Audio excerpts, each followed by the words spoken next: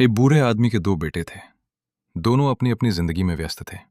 एक दिन उस बूढ़े आदमी ने दोनों को अपने पास बुलाया। उसने दोनों के हाथ में बराबर बराबर पैसे रखे। फिर बोला, आज से हर महीने मैं तुम दोनों को इतने ही पैसे दूंगा। दोनों ने चुपचाप सिर हिला दिया। फिर बूढ़ा आदमी मुस्कुराया और बोला, एक साल बाद मुझे सिर्फ एक बात बताना कि तुमने इन पैसों के साथ क्या किया। बस इतना कहकर वो वहां से चला गया। दिन बीतते गए, फिर महीने। हर महीने दोनों भाइयों को बराबर पैसे मिलते। दोनों अपनी जरूरतें पूरी करते। दोनों अपने परिवार का ख्याल रखते। दोनों लगभग एक जैसी जिंदगी जी रहे थे। लेकिन हर महीने एक छोटा सा पल ऐसा आता जहां दोनों के फैसले अलग हो जाते। पहला भाई जो पैसे बचते उन्हें बस संभाल कर रख देता। उसे लगता था जितना ज्यादा बचाऊंगा उतना सुरक्षित रहूंगा।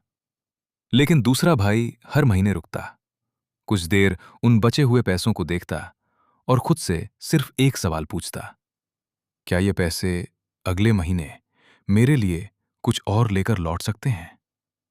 ऐसे ही पूरा एक साल बीत गया। दोनों फिर अपने पिता के सामने खड़े थे। बूढ़े आदमी ने पहले बेटे से पूछा, बताओ, तुमने इन पैसों के साथ क्या किया।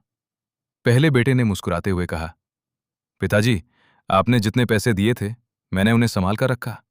एक भी रुपया कम नहीं हुआ। बूढ़े आदमी ने सिर हिलाया। फिर दूसरे बेटे की तरफ देखा, और तुम। दूसरे बेटे ने धीरे से जवाब दिया, पिताजी, मेरे पास उतने पैसे नहीं हैं, क्योंकि मैंने उनमें से कुछ पैसे ऐसी चीजों पर खर्च कर दिए जो आज भी हर महीने मेरे लिए कुछ नया जोड़ रहे हैं। कुछ पल वहां पूरी खामोशी छा गई। पहला भाई हैरान था। उसे समझ ही नहीं आया कि कम पैसे होने के बाद भी उसका भाई इतने भरोसे से ये बात कैसे कह रहा था। तभी बूढ़ा आदमी हल्का सा मुस्कुराया और बोला, यही जवाब मैं पूरे साल सुनना चाहता था। लेकिन आखिर उसने ऐसा क्या खरीदा था जिसकी वजह से उसके खर्च किए हुए पैसे आज भी उसके लिए कुछ नया जोड़ रहे थे। उस बूढ़े आदमी ने पहले बेटे की तरफ देखा और पूछा, जब मैंने तुम्हें ये पैसे दिए थे तब तुम्हारा मकसद क्या था। पहले बेटे ने बिना सोचे जवाब दिया, उन्हें बचाकर रखना, ताकि एक भी रुपया कम ना हो।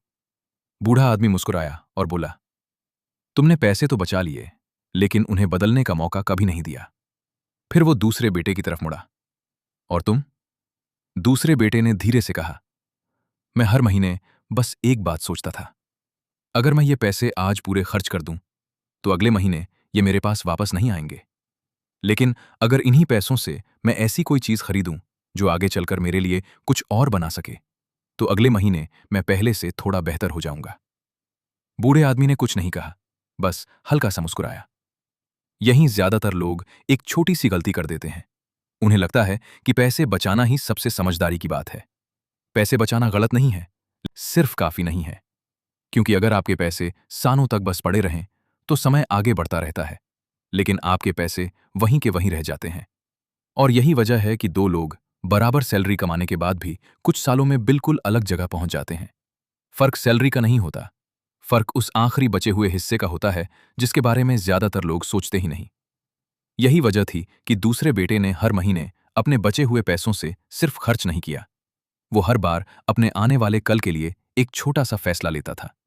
और यही फैसला धीरे धीरे उसकी पूरी जिंदगी बदलने वाला था। लेकिन एक सवाल अभी भी बाकी है, आखिर वो ऐसी कौन सी चीज थी जो उसके लिए हर महीने कुछ नया जोड़ रही थी।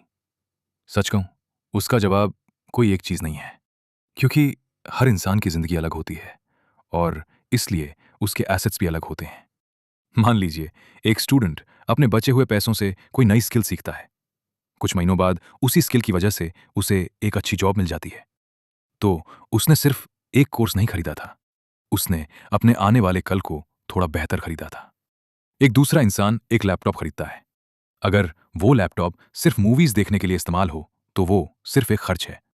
लेकिन अगर उसी लैपटॉप से वो फ्रीलांसिंग शुरू कर दे तो वही लैपटॉप हर महीने उसके लिए कुछ नया जोड़ने लगता है। एक इलेक्ट्रिशियन नया टूल खरीदता है।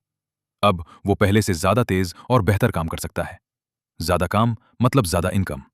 तो वो टूल भी सिर्फ टूल नहीं रहा, और कुछ लोग हर महीने थोड़े थोड़े पैसे ऐसी जगह लगाते हैं जहां समय के साथ वो पैसे धीरे धीरे बढ़ते रहते हैं। ध्यान से देखिए, इन सभी एग्जाम्पल्स में एक चीज बिल्कुल कॉमन है। इन सभी लोगों ने पैसे खर्च किए, लेकिन उन पैसों ने खर्च होने के बाद भी काम करना बंद नहीं किया। यही पूरी कहानी का राज है। दूसरे बेटे ने कभी पैसे खर्च करना बंद नहीं किया। उसने बस ऐसी चीजों पर पैसे खर्च करना शुरू कर दिया जो उसके लिए दोबारा पैसे कमाने लगी। यही एसेट है। लेकिन याद रखिए, एसेट कोई महंगी चीज नहीं होती। एसेट वो होती है जो आज आपका पैसा ले और कल आपकी जिंदगी में कुछ वापस जोड़ दे। यही वजह थी कि दूसरे बेटे के पास 1 साल बाद सिर्फ पैसे नहीं थे, उसके पास पैसे बढ़ाने की आदत थी। और यही आदत धीरे धीरे वेल्थ बनाती है। अब शायद आप समझ गए होंगे कि उस बूढ़े आदमी ने दूसरे बेटे को ही सही क्यों कहा। उसने ज्यादा पैसे नहीं कमाए थे, उसने बस हर महीने एक अलग फैसला लिया था। वो सिर्फ आज के लिए नहीं सोच रहा था, वो अपने आने वाले कल के लिए भी कुछ बना रहा था। बूढ़े आदमी ने दोनों बेटों की तरफ देखा, फिर पहले बेटे से कहा, तुमने मेरे दिए हुए पैसों को संभाल कर रखा। फिर दूसरे बेटे की तरफ देखकर बोला, और तुमने उन्हीं पैसों को आगे बढ़ने का मौका दिया। यही तुम दोनों में सबसे बड़ा फर्क था। शायद जिंदगी भी हर महीने हमारे साथ ठीक यही करती है। वो हर महीने हमारे हाथ में एक सैलरी रख देती है, लेकिन सैलरी के साथ वो एक सवाल भी देती है, क्या ये पैसे यहीं खत्म हो जाएंगे या एक दिन तुम्हारे लिए कुछ और लेकर लौटेंगे? और सच कहूं, अमीर लोग हमेशा ज्यादा सैलरी की वजह से अमीर नहीं बनते। बहुत बार वो इसलिए आगे निकल जाते हैं क्योंकि हर महीने वो अपने पैसों से एक अलग सवाल पूछते हैं, क्या ये पैसे मेरे लिए कुछ और लेकर लौट सकते हैं? अगर आज की इस पूरी कहानी में आपको सिर्फ एक बात याद रखनी हो तो बस यही याद रखिए, सैलरी सिर्फ खर्च करने के लिए नहीं आती। वो हर महीने आपको एक नया फैसला लेने का मौका देती है।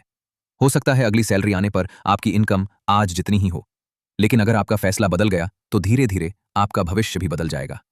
इसलिए अगली बार जब आपकी सैलरी आए तो खुद से बस एक सवाल पूछिए, क्या ये पैसे सिर्फ खर्च हो जाएंगे या एक दिन मेरे लिए कुछ और लेकर लौटेंगे? क्योंकि अमीर बनने की शुरुआत ज्यादा कमाने से नहीं, बल्कि हर महीने एक बेहतर फैसला लेने से होती है।